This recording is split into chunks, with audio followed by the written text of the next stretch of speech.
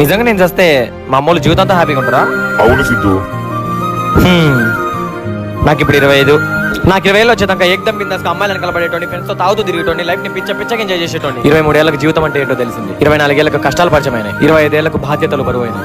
చదువుకోవాల్సిన వయసులో చదువుకోకుండా ఫ్యాంటసీలు అని చెప్పి అమ్మాయిలను కలబడి సగం జీవితం నాశనం చేసుకున్నాను. ఆ తర్వాత తాగుడుకు అలవాటు పడి ఫ్రెండ్స్ కి తాగిపించి వాళ్ళతో తిరిగి వాళ్ళు నమ్మక ద్రోహం చేసిందని తెలిసిన తర్వాత ఇంకో సగం జీవితం నాశనం చేసుకున్నాను. కానీ ఈ మధ్య కాలంలో నాకు అర్థమైంది ఏంటంటే స్వామి, చెప్తే నువ్వు నమ్మవు, ఈ ప్రపంచంలో అత్యంత బరువైంది ఏందో తెలుసా? కుటుంబ బాధ్యతలు. గ్రాములలో, కిలోలలో, కింటాల లెక్కన కాదు, టన్నుల లెక్కన బరువు ఉంటాయి. మొయ్యటాలే తప్ప తగ్గటాలు ఉండవు. నా జీవితంలో నన్ను మోసం చేసిన అమ్మాయికి, టైం వచ్చినప్పుడు నన్ను వదిలేసి వెళ్ళిపోయిన నా ఫ్రెండ్స్ కి, నా తాహతకు మించి చాలా చేసిన. కానీ ఒక్క మా అమ్మా నాన్నకు మాత్రం ఇప్పటిదాకా ఏం చేయలా. అసలు వాళ్ళు నాకు ఏ సిచ్యువేషన్ లోనూ గుర్తుకురాలా. అమ్మాయిలను కలబడి పోరంబోకి ఏషాలు వేసేటప్పుడు గుర్తుకురాలా, ఫ్రెండ్స్ తో తాగుతూ తిరిగి చెడిపోయేటప్పుడు గుర్తుకురాలా. అలాంటిది నేను చచ్చిపోతే వాళ్ళు జీవితాంతం హ్యాపీగా ఉంటారంటే తీసుకుపో స్వామి.